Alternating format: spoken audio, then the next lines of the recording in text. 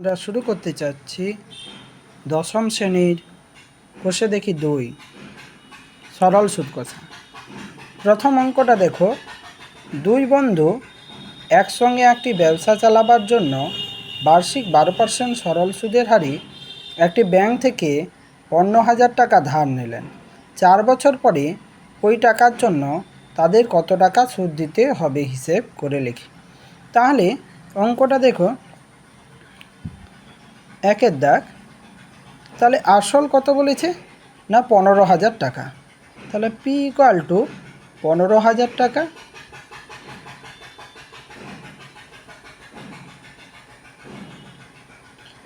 এরপর সুদের হার rate of interest কত 12%। এবার সময় দেয়া আছে কত না টাইম হচ্ছে 4 বছর।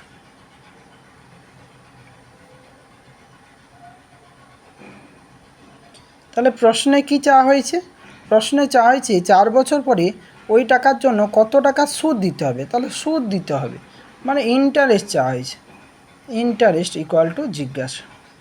তাহলে আমরা জানি I equal to interest, I equal to কী হয় না হচ্ছে পিটি আর বাই 100।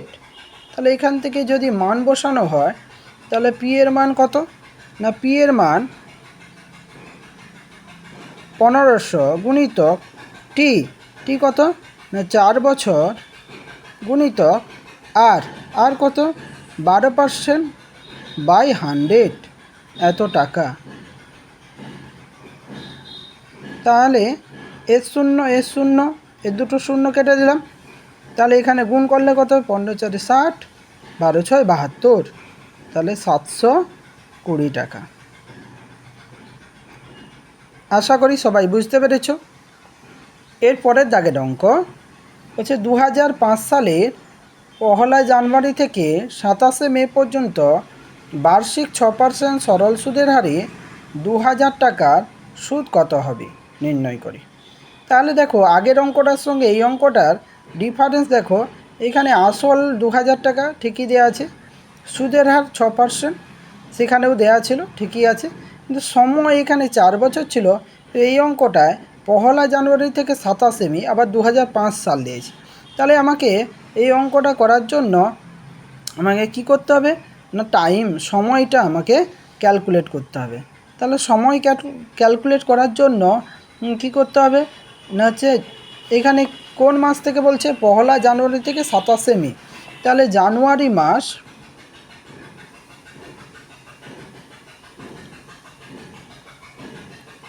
আমরা জানি জানুয়ারি মাস কত দিনে শুরু হয় না জানুয়ারি মাস 31 দিন। এরপর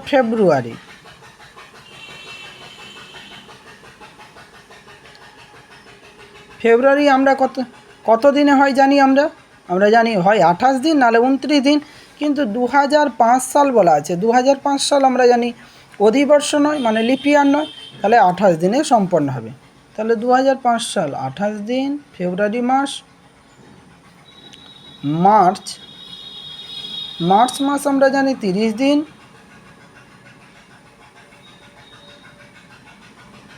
এপ্রিল 31 দিন, মে। তাহলে এখানে দেখো মে বলছে 27 মে, কিন্তু তুমি ব্যাংক থেকে টাকা যেদিন তুলতে যাবে ব্যাংক কিন্তু ওদিনে সুদ দেবে না। তাহলে এখানে 27 মে বলছে, তাহলে মে মাসের একদিন বাদ দিলে 27 মের একদিন বাদ দিলে হবে 26 মে, মানে 26 দিন।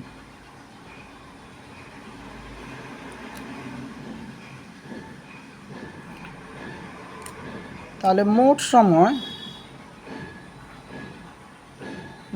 সময়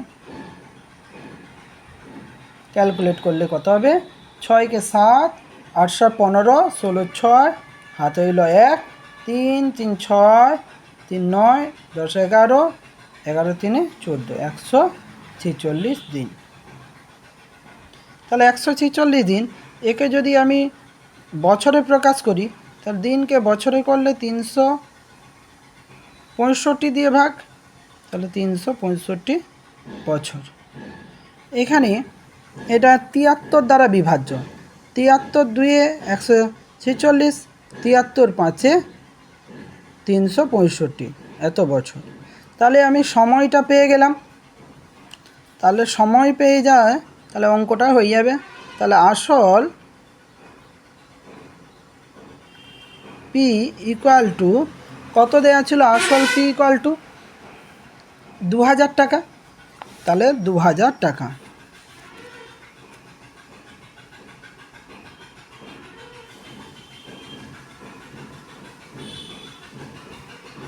সময়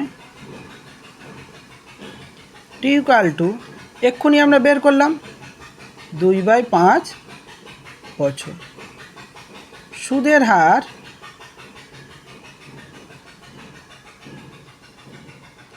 আর ইকুয়াল টু, সুদের হার দেওয়া আছে 6%, তাহলে আর ইকুয়াল টু 6%। তাহলে কি চাওয়া হয়েছে প্রশ্নে?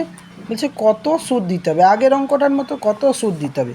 তাহলে সুদ আই ইকুয়াল টু জিজ্ঞাসা, তাহলে আমরা জানি আই ইকুয়াল টু আগের অঙ্কটার মতো PTR/100। এখানে পি এর মান কত বসবে?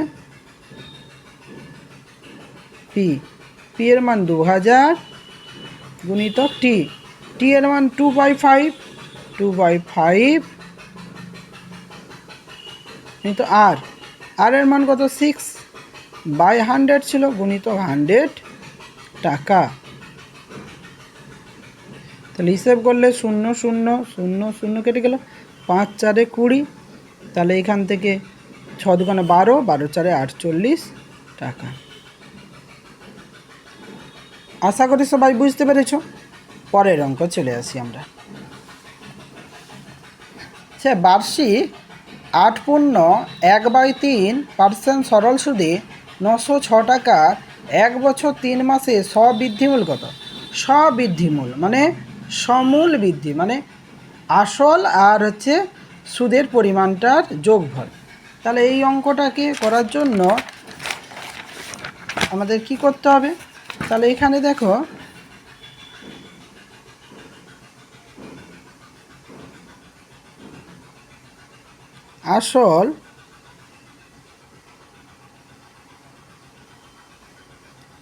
আসল পি সমান দেয়া আছে, আসল পি সমান 960 টাকা। তাহলে 960 টাকা। সময় টি সমান কি দেয়া আছে না 1 বছর 3 মাস, 1 বছর 3 মাস। তো আমার অঙ্কে করতে হলে আমাদেরকে তো বছরে করতে হবে। তাহলে 1 বছরকে 1 বছর থাকলো, 3 মাসকে বছরে করলে 12 দিয়ে ভাগ, এত বছর। তাহলে এটা ক্যালকুলেশান করলে 3 একে 3, 3 4 12। তাহলে এটা হিসেব করে দেখলে কত হবে? 3 একে 4, 5/4 বছর। আর কি দেয়া আছে না, এখানে সুদের হারটা দেয়া আছে ভগ্নাংশে। তাহলে সুদের হার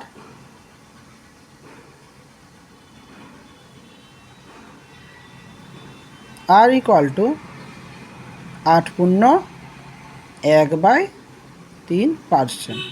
এটাকে সরল করলে কি হবে? সামান্য ভগ্নাংশে 8 3 24, 25/3%। তাহলে আমাকে কি চাওয়া হয়েছে এখানে? স্ববৃদ্ধিমূল মানে সুদ বের করতে হবে, তারপরে আসলের সঙ্গে যোগ করতে হবে। তাহলে সুদ আই ইকুয়াল টু জিজ্ঞাসা, তাহলে আই সমান আমরা জানি PTR/100। তাহলে এখানে মানগুলো যদি বসানো হয়, পি এর মান কত ছিল? 960। তাহলে 960 গুণিতক টি এর মান কত ছিল? 5/4। তাহলে 5/4 গুণিতক আর এর মান কত ছিল? 25/3। তাহলে 25/3, আর নিচে ছিল কত? 100। তাহলে 100 বসিয়ে দিলাম, এত টাকা। এবারে আমরা কাটাকাটি করব। 25 4 100, এটাকে যদি 4 দিয়ে কাটি, 4 দুগুণে 8, 1 রইল 16, 4 4 16, 0 কত 0। আবার যদি 4 দিয়ে কাটি, 4 6 24, 0 কত 0। আবার যদি 3 দিয়ে কাটি, 3 দুগুণে 6, 0 কত 0। তাহলে 20 5 100 টাকা। তাহলে আমরা সুদ পেয়ে গেলাম 100 টাকা।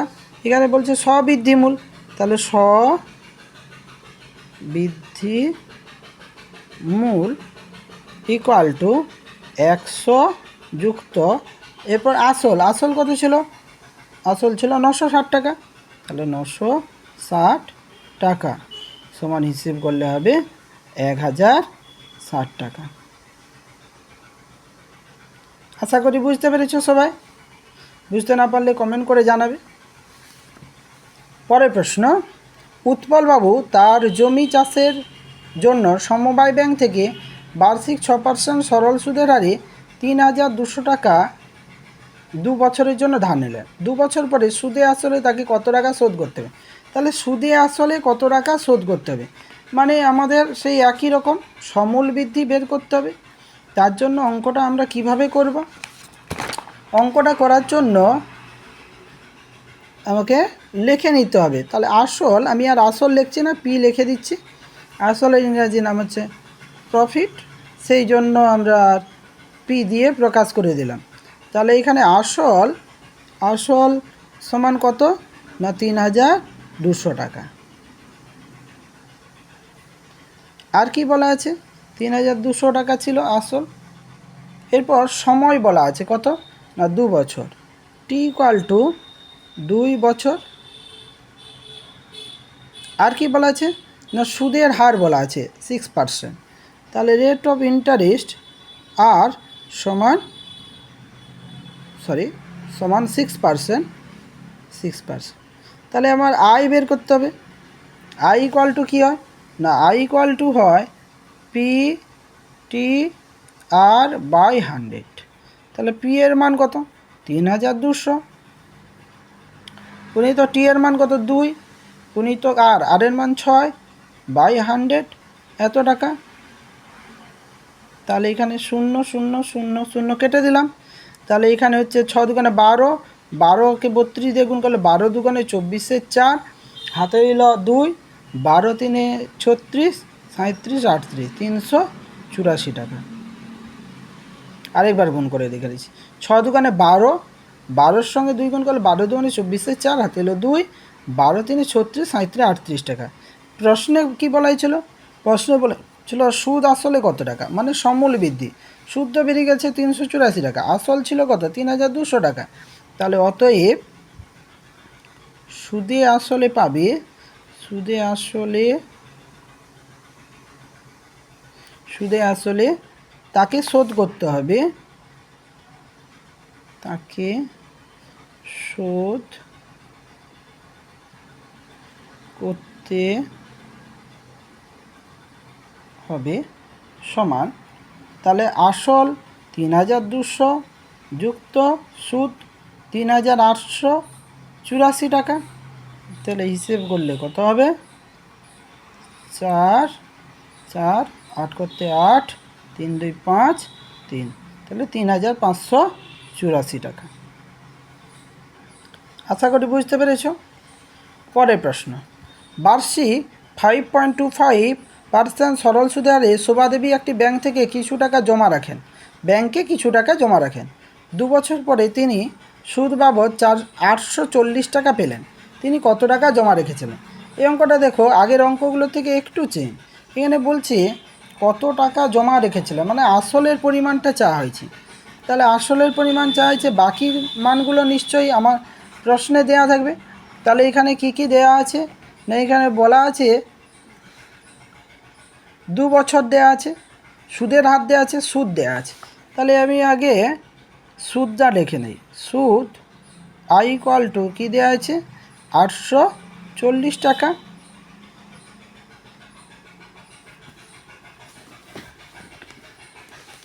আর কি দেওয়া আছে? সুদের হার দেওয়া আছে 5.25%। সুদের হার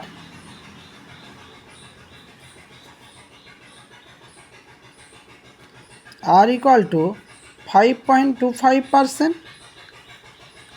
আর কি দেওয়া আছে? সময় দেওয়া আছে, সময় টি ইকুয়াল টু কত বছরের জন্য নিয়েছিলেন না 2 বছরের জন্য। তাহলে 2 বছর। অতএব আসল পি ইকুয়াল টু জিজ্ঞাসা, তাহলে আসল পি সমান কী হয়, আই গুণিতক 100 বাই টি আর। তাহলে এখানে আয়ের মান কত বলা আছে, আয়ের মান বলা আছে 840, 840 গুণিতক 100 বাই টি, টি এর মান 2, আর এর মান কত বলা আছে না 5.25 টাকা। 840 গুণিতক 100 গুণিতক 2 গুণিতক 5 দশমিক তুলে দিলাম 2 ঘর, তাহলে উপরে 100, 525 টাকা।